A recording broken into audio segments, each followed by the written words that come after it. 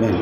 ప్రేమ కలిగిన తండ్రి, పరిశుద్ధుడైన దేవ, యేసుక్రీస్తు నామములో వందనములు, స్తోత్రాలు. సర్వశక్తిమంతుడవు, సర్వాధికారి, సర్వలోక సృష్టికర్త నీకు స్తోత్రాలు. పరలోకములో సింహాసనాసీనుడవై ఉండి నిత్యము కోటాను కోట్ల దూతల చేత ఆరాధించబడుచు పొగడబడుచున్న తండ్రి, దయా కనికరములు కలిగిన దేవ, కృపా సమృద్ధి కలిగిన తండ్రి స్తోత్రాలు. పాపముల శాపములో పడి చెడిన మమ్మలను రక్షించి నీ బిడ్డలుగా స్వీకరించినందుకు స్తోత్రాలు. మా అనుదిన యాత్రా జీవితంలో మాకు తోడుగా ఉండి అన్ని పరిస్థితుల్లో నీ నమ్మకత్వం, మంచితనం, నీ విశ్వాసతను కనపరుస్తూ వస్తున్నందుకు స్తోత్రాలు. ఈ వారంలో ఈ దినం వరకు కూడా మీరు మా జీవితాల్లో జరిగించిన నీ కార్యములకై స్తుతిస్తుంటున్నాం. సాయంకాల సమయంలో సంఘ ప్రార్థన కొరకై మీ సన్నిధికి రావడానికి చూపిన కృపకై స్తోత్రాలు. చేరవచ్చిన మీ బిడ్డలందరినీ బట్టి స్తుతిస్తూ రావాల్సిన నడిపించండి.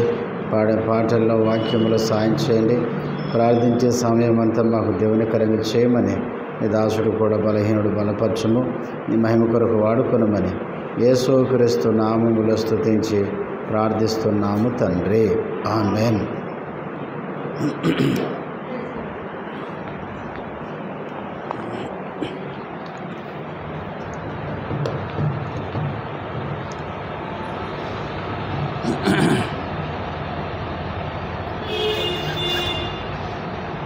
పాటల పుస్తకంలో పాట సంఖ్య 116, పాట సంఖ్య 116 పాట పాడుకుందాం. పాత పుస్తకంలో 114 పాట.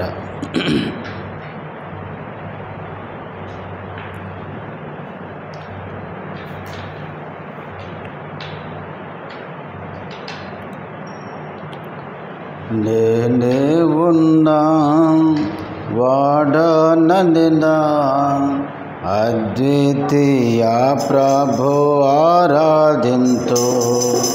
నేనే ఉన్నా వాడననినా అద్వితీయ ప్రభు ఆరాధింతు. అల్ఫాయో ఓమేగా వర్తమాన భూత భవిష్యత్తులో నున్నవాడా. అల్ఫాయో ఓమేగా వర్తమాన భూత భవిష్యత్తులో నున్నవాడా. నా సర్వము నిర్వహించువాడా, నా సర్వము నిర్వహించువాడా. సర్వాధికారి నిన్నే స్తుతించి అర్పింతు నీకే నా ఆరాధన. సర్వాధికారి నిన్నే స్తుతించి అర్పింతు నీకే నా ఆరాధన. నేనే ఉన్నా వాడననినా అద్వితీయ ప్రభు ఆరాధింతు. నేనే ఉన్నా వాడననినా అద్వితీయ ప్రభు. 7 సువర్ణ దీపస్తంభముల మధ్య సంచరించుతున్నవాడా. 7 సువర్ణ దీపస్తంభముల మధ్య సంచరించుతున్నవాడా. శుద్ధీకరించితివి నన్ను, శుద్ధీకరించితివి నన్ను. మేలేమి మా సంఘమున చేర్చితివి నిన్ను ఆరాధింతు. మేలేమిగా మార్చి సంఘమున చేర్చితివి నిన్ను ఆరాధింతు. నేనే ఉన్నా వాడననినా అద్వితీయ ప్రభు ఆరాధింతు. నేనే ఉన్నా వాడ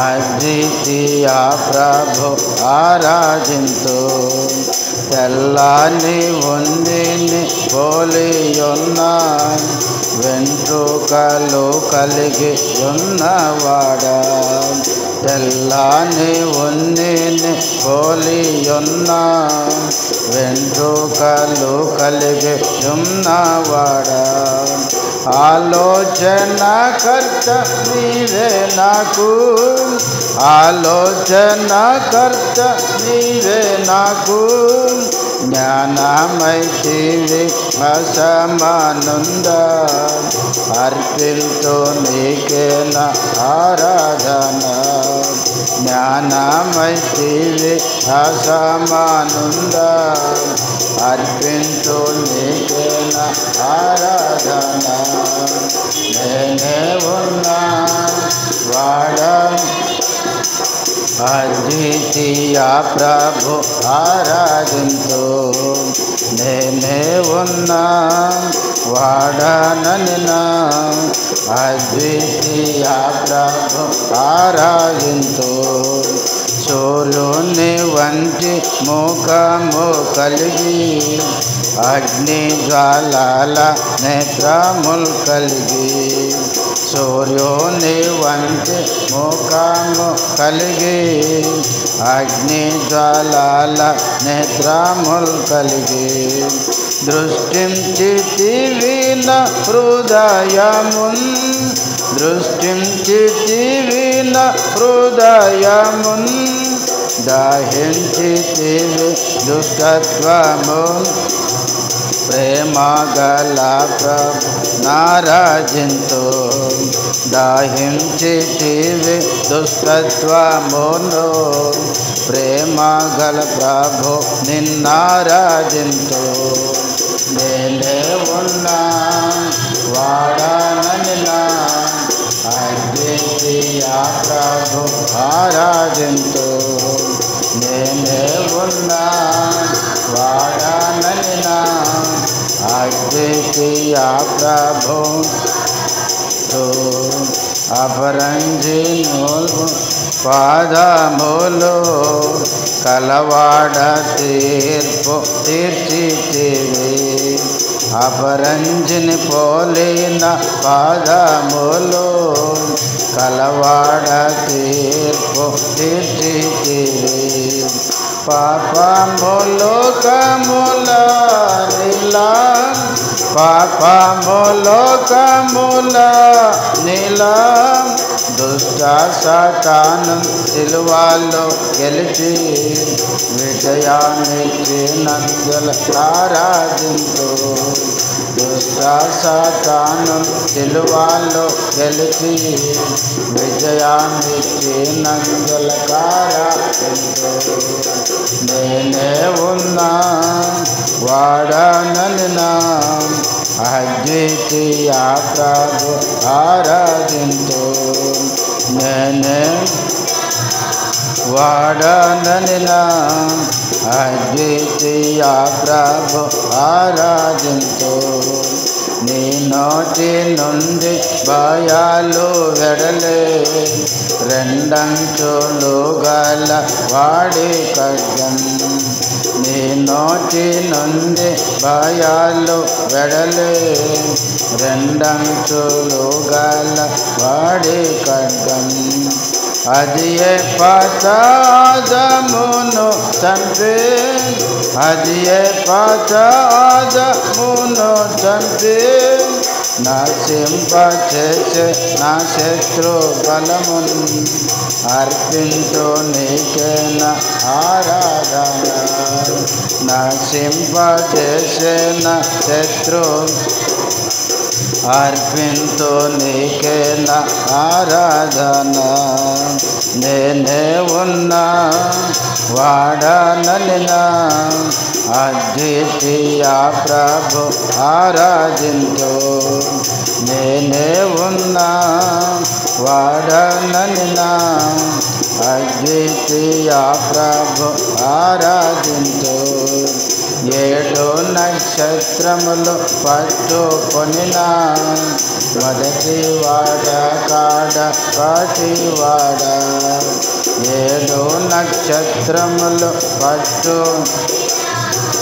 మొదటి వాడ కాడ పాటివాడ సర్వ సంపూర్ణత నాకిచ్చితివి సర్వ సంపూర్ణత నాకిచ్చితివి అపాయములలో ఆదుకొనుచున్నా ఆమెన్ అనువాడ హల్లెలూయా అపాయములలో ఆదుకొనుచున్నా ఆమెన్ అనువాడ హల్లెలూయా నేనే ఉన్నా వాడానని నా అద్వితీయ ప్రభు ఆరాధించు నేనే ఉన్నా వాడానని నా అద్వితీయ ప్రభు ఆరాధించు.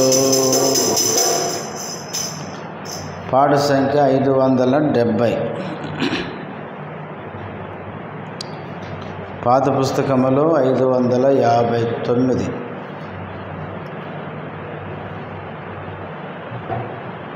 పాత పుస్తకములో 559, కొత్త పుస్తకంలో 570. కరుణించి తిరిగి సమకూర్చు ప్రభు అని పాడాడు.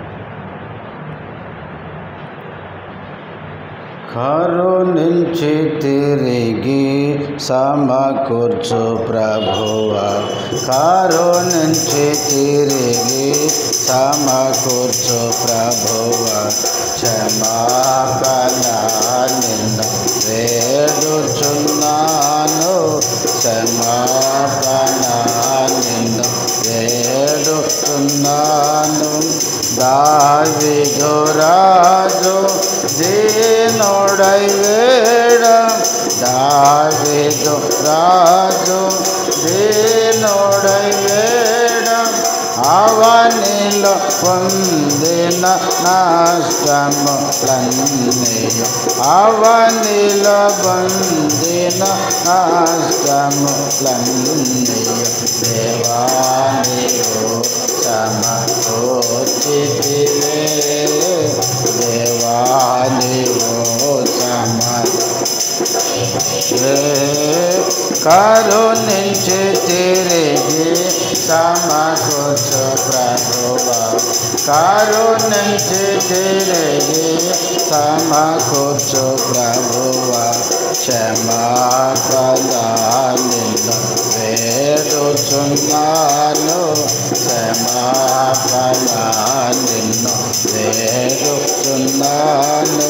శత్రు సమూహపు కుతంత్రములకు శత్రు సమూహపు కుతంత్రములకు బుద్ధిగా నేను నష్టపడితిని బుద్ధిగా నేను నష్టపడితిని.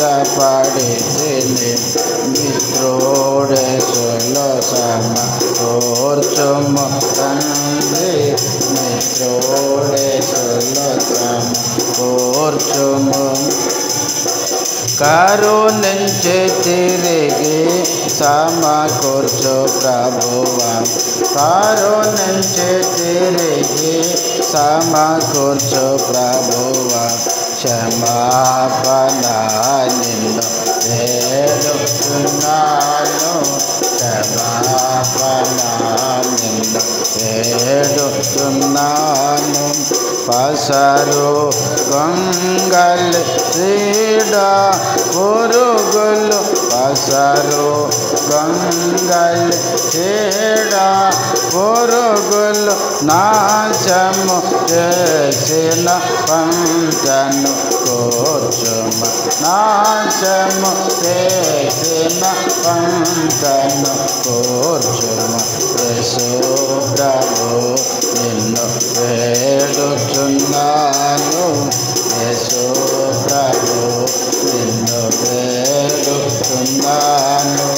కరుణించి తిరిగి సమకూర్చు ప్రభువా కరుణించి తిరిగి సమకూర్చు ప్రభువా క్షమాపణ నిన్ను వేడుచున్నాను క్షమాపణ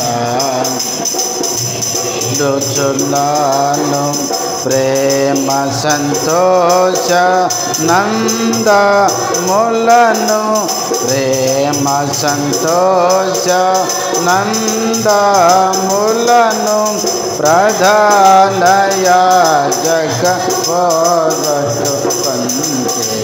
ప్రధాన యాజక పోగొట్టుకుంటే ప్రేమతో నీవు సమకూర్చుమా ప్రేమతో నీవు సమకూర్చుమా కరుణించి తిరిగి సమకూర్చు ప్రభువా కరుణించి తిరిగి సమకూర్చు ప్రభువా క్షమాపణ నిన్ను వేడుచున్నాను క్షమాపణ నిన్ను నాను పాపపు విషముతో నా పత్ర నిందెను పాపపు విషముతో నా పత్ర నిందెను ప్రభుయే సుందను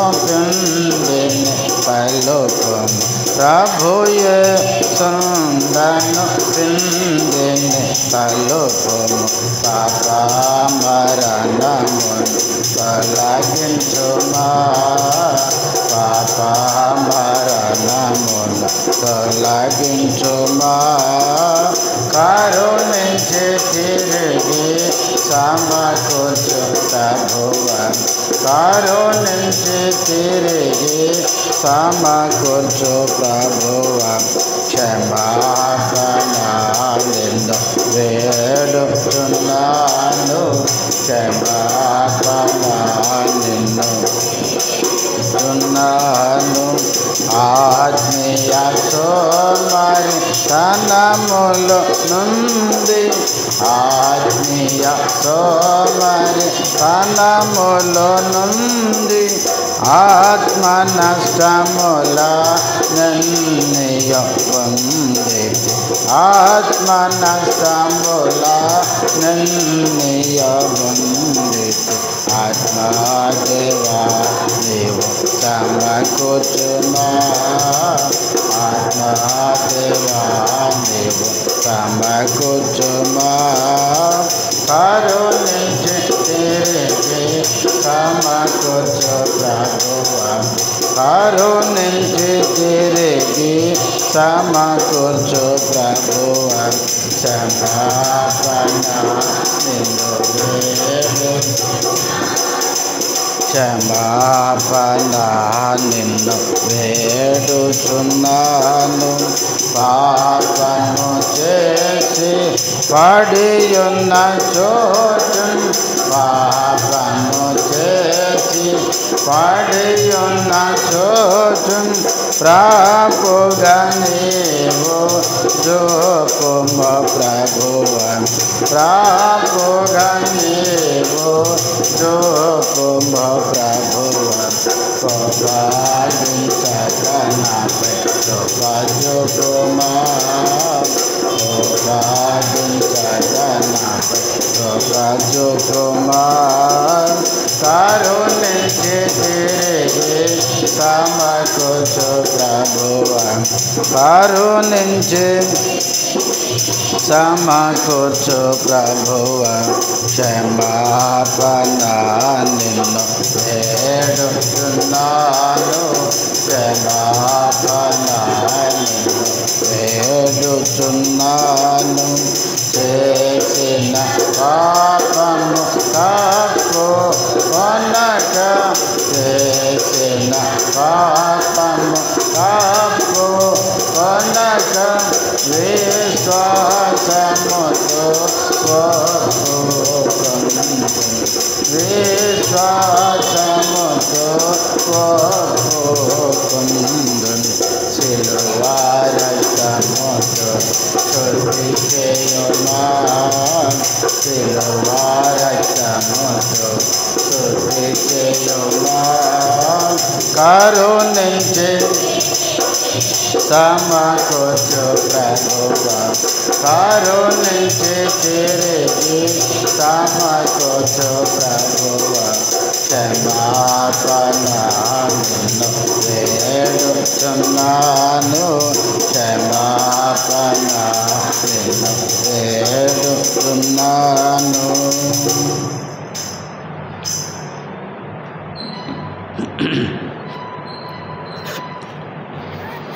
మనం ప్రార్థనలో ప్రవేశించక మునుపు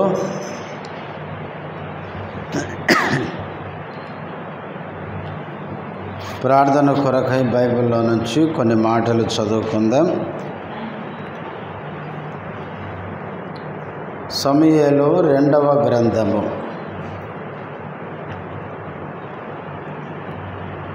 సమూయేలు 2వ గ్రంథము మొదటి 4 వచనాలు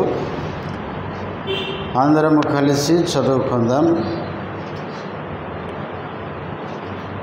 సమూయేలు 2వ గ్రంథము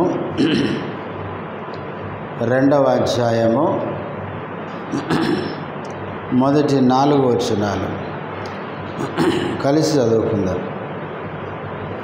ఇది జరిగిన తర్వాత యోధా పట్టణములలోనికి నేను పోదున అని దావీదు యెహోవా యొద్ద విచారణ చేయగా పోవచ్చునని యెహోవా అతనికి సెలవిచ్చెను.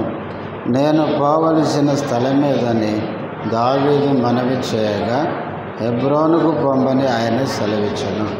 కాబట్టి యెజ్రెయేలీయురాలగు అహీనోయాము కర్మెలీయుడగు నాబాలునకు భార్య అయిన అబీగయీలు అను తన 2 భార్యలను వెంటబెట్టుకొని దావీదు అక్కడికి పోయాను.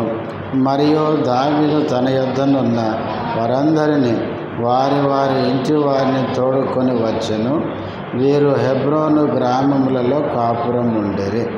అంతటా యోధావారు అక్కడికి వచ్చి యోధావారి మీద రాజుగా దావీదునకు పట్టాభిషేకము చేసిరి. ప్రార్థన చేసుకుందాం.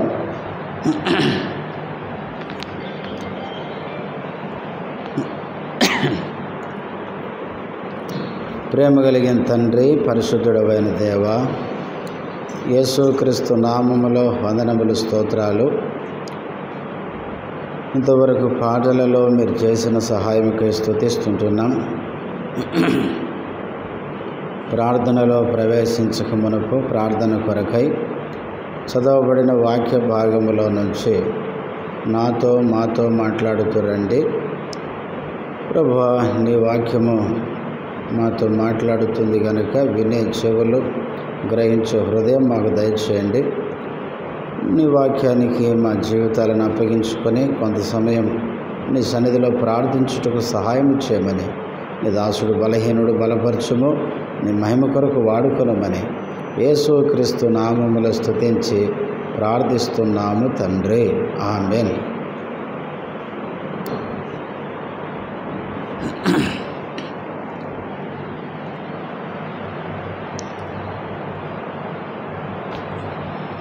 సమూయేలు 2వ గ్రంథము 2వ అధ్యాయం మొదటి వచనం. ఇది జరిగిన తరువాత యోధా పట్టణములలోనికి నేను పోదునా అని దావీదు యెహోవా యొద్ద విచారణ చేయగా పోవచ్చునని యెహోవా అతనికి సెలవిచ్చెను. నేను పోవలసిన స్థలమేదని దావీదు మనవి చేయగా హెబ్రోనుకు పొమ్మని ఆయన సెలవిచ్చెను. మనం చదువుకున్న ఈ వచనములో 2వ లైన్లో దావీదు యెహోవా యొద్ద విచారణ చేయగా, దావీదు దేవుని దగ్గర విచారణ చేస్తున్నాడు. విచారణ చేయడం అంటే ప్రార్థన చేయడం, ప్రభువును అడగడం. ఏమని అడుగుతున్నాడు? యూదా పట్టణములలోనికి నేను పోదునా అని అడుగుతున్నాడు. ఎప్పుడు అడుగుతున్నాడు? మొదట్లో, ఇది జరిగిన తర్వాత. ఇది జరిగిన తర్వాత అంటే ఏది జరిగిన తర్వాత? మొదటి అధ్యాయంలో ఉన్న సంగతులు జరిగిన తర్వాత. మొదటి అధ్యాయంలో ఏముంది? సౌలు యొక్క మరణము, యోనాతాను యొక్క మరణము. ఆ మరణించిన విషయము దావీదుకు తెలిసి ఆయన దుఃఖముతో విలాప గీతాన్ని పాడి రచించినాడు. ఆ సంగతులు జరిగాయి. ఆ సంగతులు జరిగిన తర్వాత దావీదు దేవుని దగ్గర విచారణ చేస్తున్నాడు, ప్రార్థన చేస్తున్నాడు. యూదా పట్టణములలోనికి నేను పోదునా అని. ఎందుకు యూదా పట్టణానికి పోదునా అని అడుగుతున్నాడు అంటే, సౌలు ఏమైపోయినాడు? చనిపోయినాడు. రాజైన సౌలు చనిపోయిన తర్వాత ఇప్పుడు రాజు ఎవరండి? దావీదే. ఇప్పుడు దావీదే రాజు అయినప్పుడు ఇక దేవుణ్ణి అడగడం ఎందుకు? వెళ్ళిపోవచ్చు కదా. సమూయేలు మొదటి గ్రంథం 16వ అధ్యాయంలో సమూయేలు ద్వారా దావీదు ఏం చేయబడ్డాడు? రాజుగా అభిషేకించబడ్డాడు. ఇంకా సౌలు తర్వాత దావీదే రాజని దావీదుకి బాగా తెలుసు. మొదటి అధ్యాయంలో సౌలు రాజు చనిపోయాడని తెలిసిందే. అందుకే రెండో అధ్యాయం మొదట్లో ఇది జరిగిన తర్వాత అనే మాటతో మొదలైంది. ఇంకా దావీదు చనిపోయాడని దావీదుకు తెలిసిన, సౌలు చనిపోయాడని దావీదుకు తెలిసినప్పుడు ఇప్పుడు దావీదు ఏం చేయాలి? ఇంకా యూదా పట్టణానికి వెళ్ళాలి, ఇశ్రాయేలు ప్రజల మీద రాజుగా అవ్వడానికి ప్రయత్నము చేయాలి. కానీ దావీదు అట్లా చేయలేదు. దావీదు ఏం చేస్తున్నాడంటే సౌలు చనిపోయిన తర్వాత దేవుని దగ్గర విచారణ, ప్రార్థన చేస్తున్నాడు. అలాగే మన జీవితంలో మనం ఏది చేసినా కూడా దేవుని దగ్గర ఏం చేయాలి? విచారణ చేయాలి, ప్రార్థన చేయాలి. దేవుని అడగకుండా, దేవుని అనుమతి లేకుండా మన మీద కూడా చేయకూడదు. ఎందుకు దావీదు దేవుణ్ణి అడుగుతున్నాడు అంటే, అంతకుముందు దేవుణ్ణి అడగకుండా కొన్ని పనులు చేసినాడు. దేవుణ్ణి అడగకుండా కొన్ని పనులు చేసి తద్వారా తాను ఎంతో నష్టపోయినాడు. చూడండి, సమూయేలు మొదటి గ్రంథం 23వ అధ్యాయం. మొదట 23వ అధ్యాయానికి రండి, మొదటి నుంచి. తరువాత ఫిలిష్తీయులు కెయీలా మీద యుద్ధము చేసి కళ్ళముల మీది ధాన్యమును దోచుకొనుచున్నారని దావీదునకు వినబడెను. ఫిలిష్తీయులు వచ్చి దేని మీద పడ్డారు? కెయీలా మీద పడి వాళ్ళ ధాన్యాన్ని దోచుకుంటున్నారని దావీదుకు వినబడింది. కెయీలా అంటే ఇజ్రాయేలు దేశంలో ఫిలిష్తీయుల ప్రాంతానికి సమీపంగా ఉండే ఒక గ్రామం. ఈ ఫిలిష్తీయులు ఏం చేశారంటే ఈ కెయీలా మీద పడి వారు పండించిన ధాన్యాన్ని వీళ్ళు దోచుకుంటున్నారు. ఆ సంగతి దావీదుకి వినబడింది. ఇప్పుడు 2వ వచనం. అంతటా దావీదు, నేను వెళ్ళి ఈ ఫిలిష్తీయులను హతము చేయుదునా అని యెహోవా యొద్ద విచారణ చేయగా, యెహోవా, నీవు వెళ్ళి ఫిలిష్తీయులను హతము చేసి కెయీలాను రక్షించుమని దావీదునకు సెలవిచ్చెను. 2వ వచనానికి వచ్చేసరికి కెయీలా మీద ఫిలిష్తీయులు వచ్చి యుద్ధం చేసి వారి పంట దోచుకుంటున్నారని తెలిసి దావీదు వెంటనే వెళ్ళిపోలేదు. మా ప్రాంతంలో ఉన్న ప్రజల మీద పడి ధాన్యాన్ని మీరు ఎట్లా దోసుకుపోతారని దావీదు వాళ్ళ మీదకి పోలేదు. కానీ 2వ వచనంలో దావీదు ఏం చేస్తున్నాడు? యెహోవా యొద్ద విచారణ చేస్తున్నాడు. దావీదుకుంటే ఒక మంచి అలవాటు ఏంటంటే ఆయన ఏది చేయబోయినా ముందు ఏం చేస్తాడు? దేవుని దగ్గర విచారణ, ప్రార్థన చేస్తాడు. దేవుని దగ్గర విచారించినప్పుడు చివరిలో అంటాడు, నీవు వెళ్ళి ఫిలిష్తీయులను హతము చేసి కెయీలాను రక్షించుమని దావీదునకు సెలవిచ్చాను. దేవుని దగ్గర ప్రార్థించినప్పుడు దేవుడిచ్చిన జవాబు ఏంటంటే, నువ్వు వెళ్ళు, కెయీలా వారిని ఫిలిష్తీయుల చేతిలో నుంచి రక్షించు అని జవాబు ఇచ్చినాడు. ఇప్పుడు 3వ వచనం, దావీదుతో కూడి ఉన్న జనులు మేము ఇచ్చట యూదా దేశములో ఉండినను మాకు భయముగానున్నది. ఫిలిష్తీయుల సైన్యములకు ఎదురుగా కెయీలాకు మేము వచ్చిన ఎడల మరింత భయము కలుగును కదా అని. దావీదుతో ఉన్న జనులు ఎంతమంది? జనులు 600 మంది. 13వ వచనం చదవండి. అంతటా దావీదును దాదాపు 600 మంది అయిన అతని జనులను లేచి చల్లెమ్మ. ఎంతమంది? దాదాపు 600 మంది. దావీదుతో ఎంతమంది ఉన్నారంటే 600 మంది ఉన్నారు. ఈ 600 మంది దావీదు జనులు ఏమంటున్నారు? 3వ వచనంలో, మేము ఇచ్చట యూదా దేశంలో ఉండినను మాకెట్లుంది? భయంగా ఉంది. అసలు మా ప్రాంతంలోనే ఉంటేనే మాకేమేస్తుంది? భయం వేస్తుంది. మళ్ళా ఫిలిష్తీయుల సైన్యానికి ఎదురుగా పోతే మరింత మాకేమేస్తుంది? భయం అని. ఈ 600 మంది ఫిలిష్తీయుల మీదకి పోవడానికి ఏమవుతున్నారు? భయపడుతున్నారు. దావీదేమో దేవుని దగ్గర ప్రార్థన చేస్తే దేవుడు ఏమన్నాడు? వెళ్ళు, ఫిలిష్తీయుల మీద యుద్ధం చేయి, కెయీలాని రక్షించు అని చెప్తే జనాలకేమో ఏమేస్తుంది? భయం వేస్తుంది. ఇప్పుడు దావీదు కొంచెం ఆలోచనలో పడ్డాడు. దేవుడు వెళ్ళమంటే నేను వెళ్ళడం దేవుని చిత్తమైతే ప్రజలందరూ ఏం కావాలి? నన్ను ఇంకా ప్రోత్సాహపరిచి ఇంకా పద మేము వస్తాం అనాలి. కానీ వీళ్ళేం చేస్తారు? జనాలు ఇంకా భయపడతారు అని ఆయన ఏం చేశాడు? ఇప్పుడు 4వ వచనం. ఇప్పుడు దావీదు ఏం చేస్తున్నాడంటే దేవుని చిత్తం కోసం మరలా యెహోవా యొద్ద విచారణ చేసెను. కెయీలాకు వెళ్ళము, ఫిలిష్తీయులను నీ చేతికి అప్పగించుదునని. మరలా అంటే 2వసారి, అంటే ఆయనకున్న డౌట్ క్లియర్ చేసుకోవడానికి. ఎందుకంటే ప్రజలు ఏమవుతున్నారు?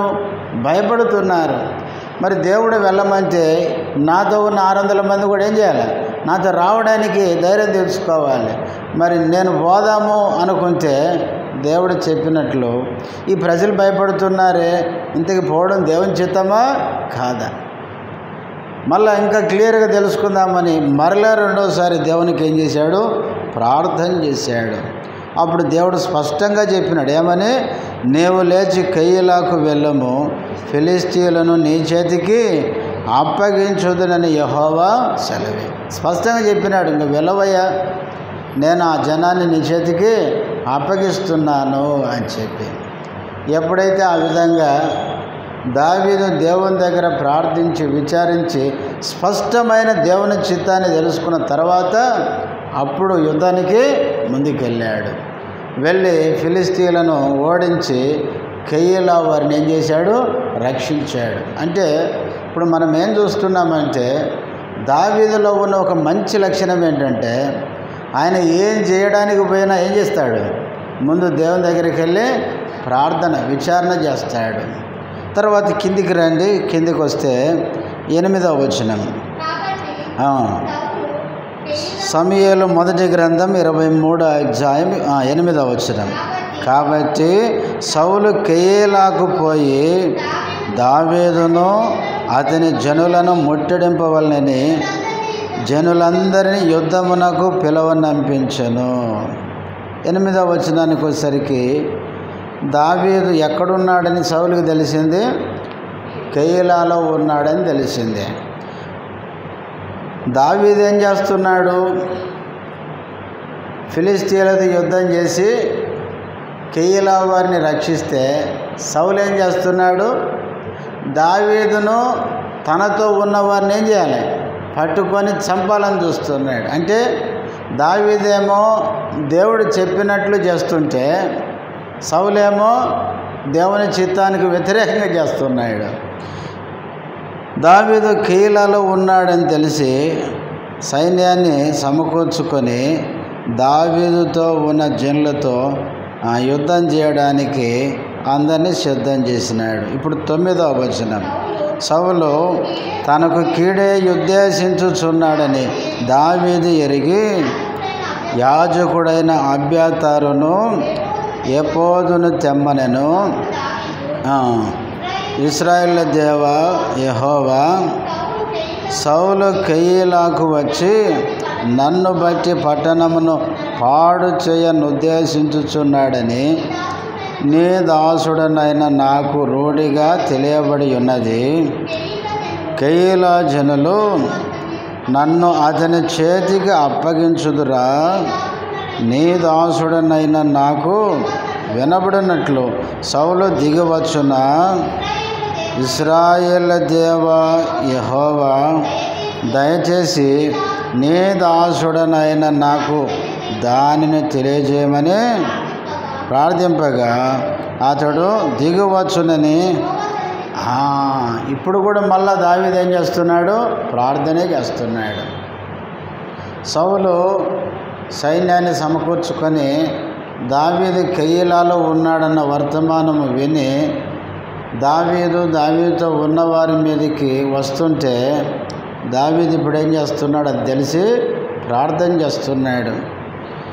సౌలు నేను కెయీలాలో ఉన్నానని తెలుసుకొని నా మీదకి దిగి వస్తాడా అని అడిగితే దేవుడు అన్నాడు 11 చివరిలో, అతడు దిగివచ్చునని యెహోవా సెలవిచ్చాను, నీకోసం వస్తాడు అని సెలవిచ్చినాడు.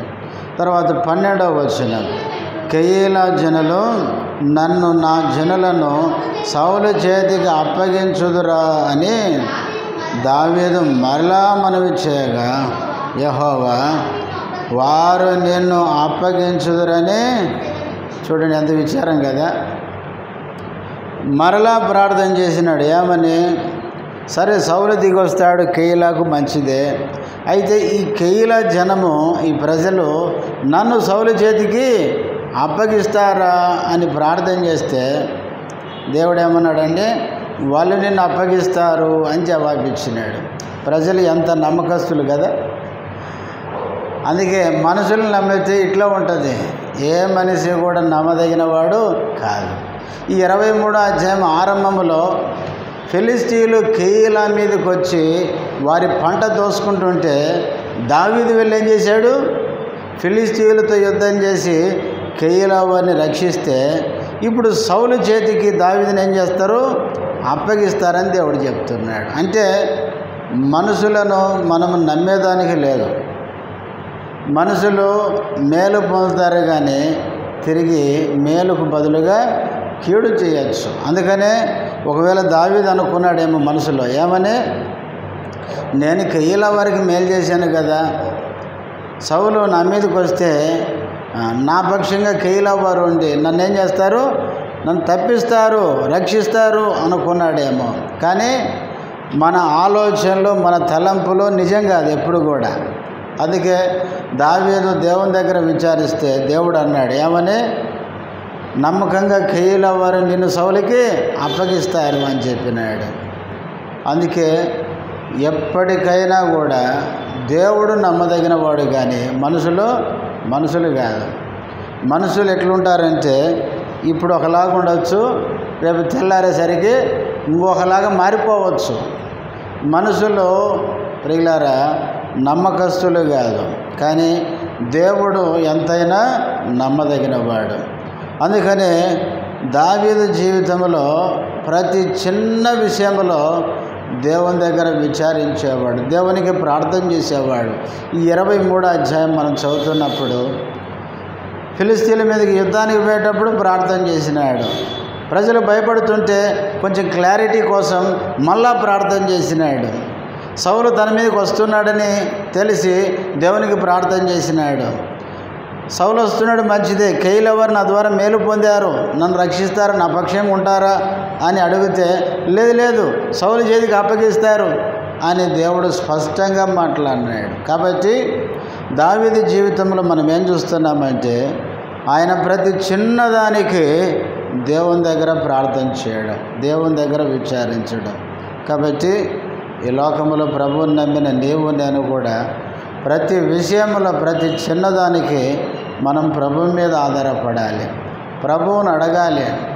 కానీ ఇదే దావీదు 27వ అధ్యాయానికి వచ్చేసరికి చూడండి, ఇదే మొదటి సమూయేలు గ్రంథం 27వ అధ్యాయం మొదటి 2 వచనాలు. తర్వాత దావీదు, నేనిక్కడ నిలిచి ఉండుట మంచిది కాదు, ఏదో ఒక దినమున నేను సౌలు చేత నాశనమగుదును, నేను ఫిలిస్తీన్ల దేశంలోనికి తప్పించుకొని పోవుదును.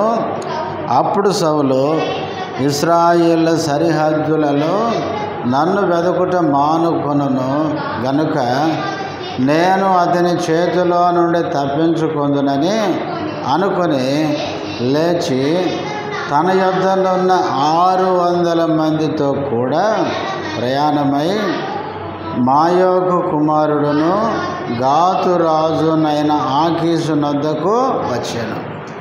చూడండి, 27వ అధ్యాయానికి వచ్చేసరికి దావీదు అనుకున్నాడంట. అందుకనే మొదటి వచ్చిన చివర్లు అనుకుంటాం. అనుకొని అని అనుకోవడం అంటే మనుషులు ఆలోచించుకోవడం. దావీదు ఏమనుకున్నాడంటే, నేను ఇశ్రాయేలు దేశంలో ఉంటే ఏ రోజుకైనా సౌలు నన్ను ఏం చేస్తాడు, చంపుతాడు అనుకున్నాడు. అందుకనే నేను సౌలు చేత ఏమవుతాను, నాశనం అగుదును అన్నాడు.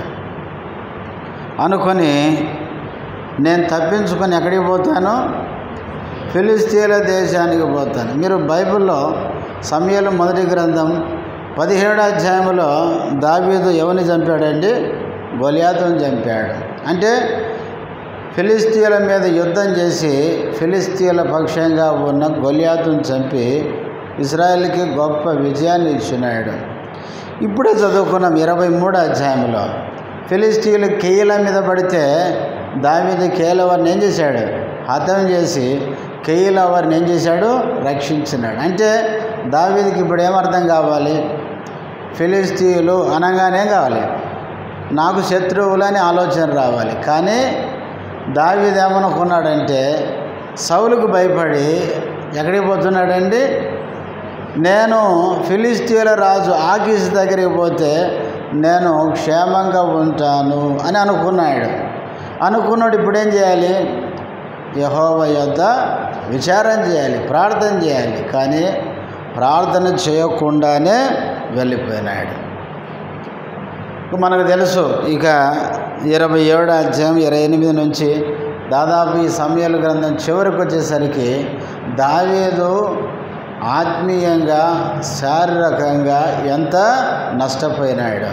ప్రియులారా, దావీదు జీవితంలో ఒక అలవాటు ఏంటంటే ప్రతి చిన్నదానికి దేవుని దగ్గర ప్రార్థించే దావీదు ఇక్కడికి వచ్చేసరికి తన సొంత ఆలోచనతో సొంత తలంపుతో వెళ్ళిపోయినాడు. దేవుని అడగకుండానే ఫిలిస్తీన్ల రాజు దగ్గరికి వెళ్ళిపోయినాడు. వెళ్ళిపోయిన కారణం చేత తన జీవితంలో ఎంతో నష్టం, ఎంతో దుఃఖం, ఎంతో వేదన పొందినాడు. ప్రియులారా, మన జీవితంలో కూడా అంతే. మనము దేవుణ్ణి అడగకుండా, దేవుని ఆలోచన తీసుకోకుండా, మన సొంత ఆలోచనతో మనము ఏది చేసినా కూడా చివరికి ఏముంటుందండి, దుఃఖం, నష్టం, ప్రియులారా, వేదన. అందుకనే మనం ప్రతి చిన్నదానికి దేవుని దగ్గర విచారణ, ప్రార్థన చేయాలి. చూడండి, యెషయా గ్రంథం కొన్ని వచనాలు చదువుకొని ప్రార్థనలోకి వెళ్దాం.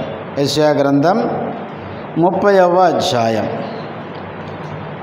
మొదటి వచనం. యెహోవా వాక్కు ఇదే, లోబడని పిల్లలకు శ్రమ, పాపమునకు పాపము కూర్చుకున్నట్లుగా నన్ను అడుగక ఆలోచన చేయుదురు, నా ఆత్మ నియమింపని సంధి చేసుకొందురు. 4వ లైన్ చూడండి. మొదటి లైన్లో యెహోవా వాక్కు ఇదే అన్నాడు. యెహోవా ఏమంటున్నాడు? 4వ లైన్, నన్ను అడగక ఏం చేసుకుంటారు? ఆలోచన చేయుదురు. దేవుడు ఏమంటున్నాడంటే, దేవుణ్ణి అడగకుండా మనం ఏం చేసుకుంటామంటే ఆలోచన చేస్తామంటే. ఇంకా 2వ వచనం మొదటి లైన్లో, వారు నా నోటి మాట విచారణ చేయక. నేనేం చెప్తున్నానో అడగకుండానే, విచారించకుండానే వాళ్ళు చేసేస్తారు. తద్వారా ఏముంటుందండి? నష్టం. ఇశ్రాయేలు ప్రజలు దేవుని అడగకుండానే, దేవుని ఆలోచన తీసుకోకుండానే అసూరు వారికి భయపడి ఎవరి దగ్గరికి పోయినారు? ఫరో అంటే ఐగుప్తీయుల దగ్గరికి పోయినారు. పోతే కింద చెప్తాడు 7వ వచనంలో, ఐగుప్తు వలని సహాయము పనికి మాలినది. దేవుణ్ణి అడగకుండా సొంత ఆలోచనతో మనుషుల దగ్గరికి పోతే మనుషులు నీకు చేసే సహాయం ఏంటంటే వ్యర్థం, నిష్ప్రయోజనం. అందుకనే మనము దేవుణ్ణి అడగకుండా మన ఆలోచన నమ్ముకోకూడదు. అందుకనే 3వ అధ్యాయం సామెతలు 5వ వచనంలో ఉంటుంది. ఏమంటాడు సొలొమోను? నీ స్వబుద్ధిని ఆధారం చేసుకొనక. మన సొంత బుద్ధి, సొంత తెలివి, సొంత ఆలోచన అనేది మనల్ని తప్పుదారికి తీసుకుపోద్ది. కొన్నిసార్లు మనం ఆలోచించుకున్నవన్నీ కరెక్టే అని అనుకోవడం పొరపాటే. 94వ కీర్తన 11వ వచనములు అంటాడు, నరుల ఆలోచనలు ఏంటంటే వ్యర్థములని యెహోవా ఎరుగును అన్నాడు. మనిషి యొక్క ఆలోచనలు ఎలాంటివి అంటే వ్యర్థమైనవి. మన ఆలోచనలు మంచివి అనుకుంటే మనం కొన్నిసార్లు పొరబడినట్లే. మనం చేసే ఆలోచనలు మంచివో కాదో దేవుడు నిర్ణయించాలి. చాలాసార్లు మన సొంత ఆలోచనలు మనము సరైనదే అనుకొని సొంత ఆలోచన, సొంత తలంపుతో వెళ్ళి మనము నష్టాన్ని కొని తెచ్చుకుంటాం. అంతేకాదు చూడండి 32వ కీర్తన, కీర్తనలు 32 8వ వచనం. 32వ కీర్తన, నీకు ఉపదేశము చేసేదను, నీవు నడవవలసిన మార్గమును నీకు బోధించును, నీ మీద దృష్టి ఉంచి. మన దేవుడు మనల్ని రక్షించిన తర్వాత మనం ఏమి చెయ్యాలి, ఏమి చేయకూడదు అనేది మన మీద ఆయన దృష్టి ఉంచి మనకేం చెప్తాడు? ఆలోచన చెప్తాడు. బైబిల్ ఏముందంటే ఆలోచించే విషయానికి వస్తే దేవుడే ఎవరంటే గొప్పవాడు. చూడండి ఇర్మియా గ్రంథం 32వ అధ్యాయం, ఇర్మియా గ్రంథం 32వ అధ్యాయం 19వ వచనం. ఆలోచన విషయంలో చాలేమ్మా, ఆలోచన విషయంలో దేవుడే గొప్పవాడు. దేవుని కంటే మంచి ఆలోచన చెప్పేవారు ఇంకెవరు లేరు. ఎందుకంటే దేవునికి ఏం తెలుసు చెప్పండి? దేవునికి ఈరోజు వరకు జరిగింది తెలుసు.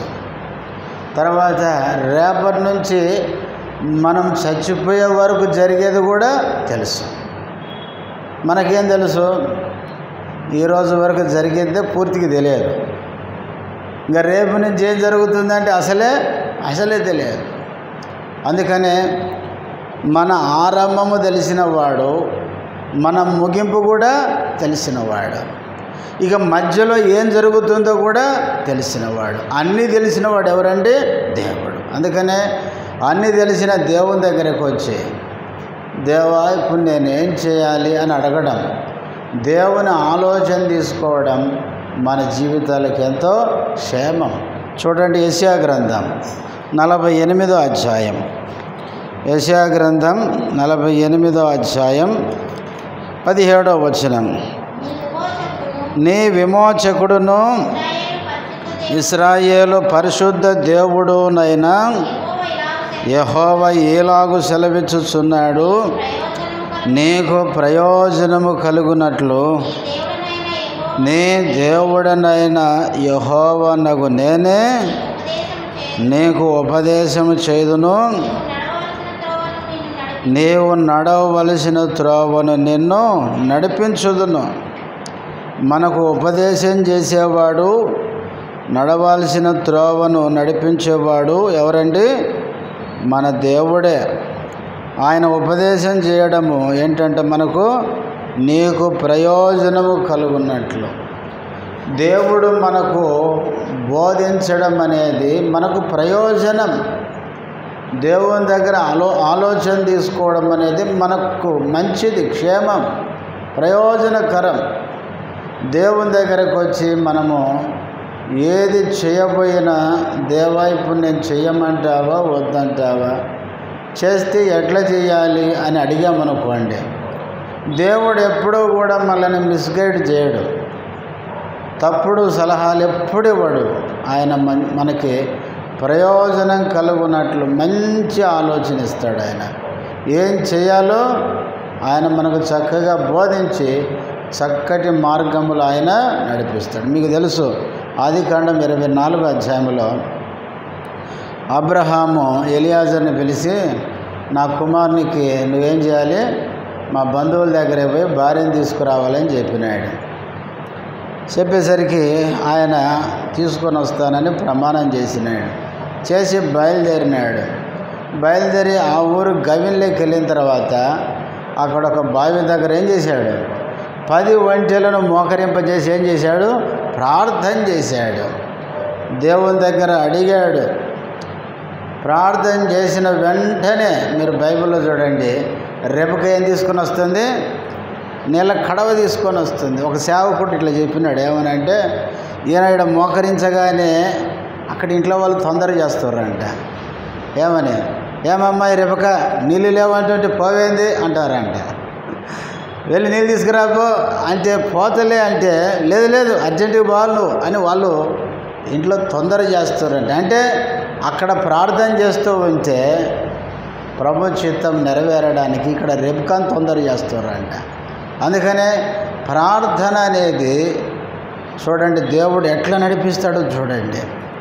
అందుకే రెబెకా అక్కడికి రావడం, ఎలియాజరు ఆమెతో మాట్లాడడం, తర్వాత రెబెకా ఇంటికి రావడం, ఆ విధంగా దేవుడు ఎలియాజరుని చక్కని త్రోవలో ఇస్సాకునకు భార్య ఎవరు ఆ ఇంటికి నడిపించడం మనం చూస్తాం. అందుకనే మన దేవుని దగ్గర మనం ప్రార్థించడం చాలా ప్రాముఖ్యమైనది. అందుకనే మనం 2వ సమూయేలు గ్రంథంలో ఆ మాట చదువుకొని ప్రార్థనలోకి వెళ్దాం. సమూయేలు 2వ గ్రంథం 2వ అధ్యాయం 1వ వచనం మళ్ళీ చదవండి. ఇది జరిగిన తర్వాత యోధా పట్టణములలోనికి నేను పోదునా అని దావీదు యెహోవా యొద్ద విచారణ చేయగా పోవచ్చునని. వాస్తవంగా ఇది జరిగిన తర్వాత అంటే 1వ అధ్యాయంలో సౌలు చనిపోయినాడు, అది జరిగిపోయింది. ఇంకా సౌలు తర్వాత రాజు ఎవరు, ఇంకా దావీదే. ఇంక వెళ్ళిపోలేదు, వెళ్ళిపోయి ఇంక నేనే రాజునని ఇంక ప్రకటించుకొని తాను రాజు కావడానికి సొంత ప్రయత్నం చేయలేదు. వెళ్ళకముందు 1వ వచనంలో యెహోవా ఏం చేస్తున్నాడు, విచారణ చేస్తున్నాడు. ఎందుకంటే దావీదు జీవితంలో తనకు అనుభవపూర్వకంగా ఎరిగినాడు. తాను ఏది చేసినా దేవుని అడిగే చేసేవాడు. అయితే కొన్నిసార్లు దేవుణ్ణి అడగకుండా చేసి చివరికి తను ఎంతో నష్టపోయి దేవుణ్ణి అడగకపోతే కలిగే నష్టమేంటో తాను ప్రాక్టికల్గా నేర్చుకున్నాడు కనుక ఇప్పుడు ఆయన రాజుగా అభిషేకించబడినప్పటికీ తన ప్రజల మీద రాజు కావడానికి సొంతంగా వెళ్ళడం లేదు. సౌలు చనిపోయినాడు కదా, సమూయేలు నన్ను అభిషేకించాడు కదా, ఆయన పోతే నేనే కదా అని ఈయన సొంతంగా పోలేదు. పోకముందు దేవుని అడుగుతున్నాడు, దేవా రాజు సౌలు చనిపోయినాడు కదా, మరి నేను రాజును కాబట్టి ఇప్పుడు నేనేం చేయాలి చెప్పు.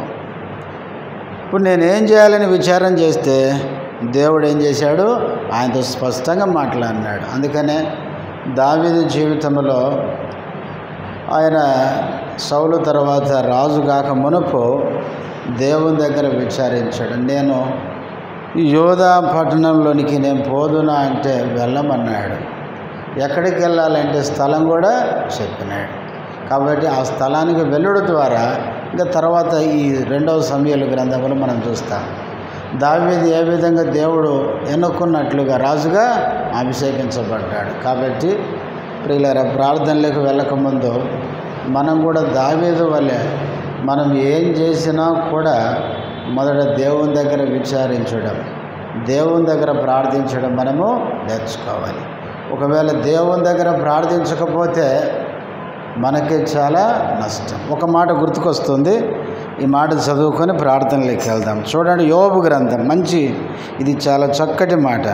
యోబు గ్రంథం 21వ అధ్యాయం. యోబు గ్రంథం 21వ అధ్యాయం 15వ వచనం.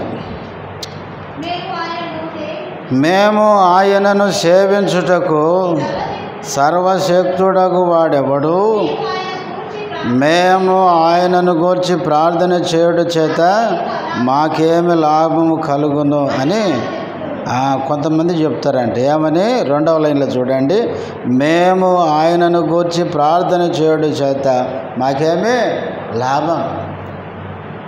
ప్రియులారా, ఎంత విచారకరమైన ప్రశ్న కదా ఇది. మేము దేవునికి ప్రార్థన చేస్తే మాకేమి లాభం అని ప్రశ్నించడం. దేవుని దగ్గర ప్రార్థన చేస్తే చాలా లాభాలు ఉన్నాయి. కాబట్టి ప్రియులారా, ప్రార్థించకపోవడమే నష్టం. ఇంకొక మాట గుర్తుకొస్తుంది, చూడండి, ఈ మాట చదివి ప్రార్థనలోకి వెళ్దాం.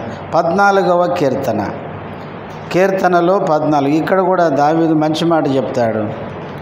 14వ కీర్తన 4వ వచనం. ఏం చేయరంట? యెహోవాకు ప్రార్థన చేయరంట. ప్రార్థన చేయక ఆహారము మ్రింగునట్లు నా ప్రజలను మ్రింగుచు, పాపము చేయు వారికి అందరికీ తెలివి లేదా? పాపము చేయువారు బహుగా భయపడుదురు. ఏం చేయరంట? యెహోవాకు ప్రార్థన చేయరంట. ప్రార్థన చేయకపోతే ఏం చేస్తారు మరి? ఇంకా పాపమే చేస్తారు కదా. అందుకే మొదటి లైన్లో ఏముంది? యెహోవాకు ప్రార్థన చేయక అని ఉంది. 3వ లైన్లో ఏముంది? పాపము చేయు వారికి అందరికీ అని ఉంది. ప్రార్థన చేయకపోతే ఒక సేవకుడు ఏమన్నాడంటే, ప్రార్థన చేయని వారు ఏం చేస్తారు? పాపం చేస్తారు. పాపం చేసేవారు ప్రార్థన చేయరు అన్నాడు. అంటే ఒక విశ్వాసి ఎల్లప్పుడూ దేవునితో సంబంధం కలిగి దేవునికి ప్రార్థించేవాడైతే దేవుడు ఆ వ్యక్తిని పాపంలో పడకుండా ఏం చేస్తాడంట? కాపాడతాడంట. ప్రార్థించేవాడు పాపము చేయడు, పాపం చేసేవాడు ఏం చేయడు? ప్రార్థన చేయడు. కాబట్టి మనము ప్రార్థించే వారమైతే పాపపు శోధన నుంచి దేవుడు మనల్ని తప్పిస్తాడు. మనం ప్రార్థన చేయకపోతే యేసుప్రభు అన్నాడు కదా, శోధనలో ప్రవేశించకుండానట్లు ఏం చేయమన్నాడు? ప్రార్థన శోధనలు వస్తాయి. శోధనలు ఏమవుతాం? పడిపోతాం, పాపం చేస్తాం. పాపం చేస్తే ఏమవుతుంది? చివరి లైన్లో ఉంది, ఏమని? పాపం చేయవారికి ఏముంటుంది? బహుగా ఇంకా భయం. పాపం చేసేవానికి భయమే. చూడండి, కొంతమంది పాపం చేస్తారు, చేసిన తర్వాత ఏమైతే చెప్పండి, నేను ఏడ దొరుకుతాను అని భయం కదా. మొన్న ఎవరో నాకు మెసేజ్ పెట్టినారు, ఏమనంటే మనిషి పాపం చేసినందుకు భయపడ్డాడంట. దేనికి భయపడతాడు? దొరుకుతానేమో అని భయపడతాడంట. ఎంత విచారం అంటే, మనిషి పాపం చేయడానికి లేక పాపం చేసినందుకు భయపడ్డాడంట. నేను ఎందుకు ఈ పాపం చేశాను, తప్పైపోయింది, ఇంకెప్పుడు చేయొద్దు అని ఈ భయం పట్టుకోదంట. నేను ఇప్పుడు చేశాను, ఎక్కడ బయటపడతాను, దొరికిపోతానేమో అని ఈ భయం పట్టుకుంటుందంట. అందుకనే పాపం చేసేవారికి వాళ్ళు ఎవరైనా సరే వాళ్ళకి బహు భయమే ఉంటుంది. జీవితంలో నెమ్మది అసలే ఉండదు. పాపం చేయని వారు ప్రశాంతంగా ఉంటారు, నెమ్మదిగా ఉంటారు. ఏమున్నా లేకపోయినా దైవికమైన సంతోషం వాళ్ళ హృదయాల్లో ఉంటుంది. అందుకనే మనం ప్రతి దినము ఏం చేయాలంటే ప్రార్థన ద్వారా మనకెన్నో మేళ్ళు ఉన్నాయి. మోకరించండి, ప్రార్థనలోకి వెళ్దాం.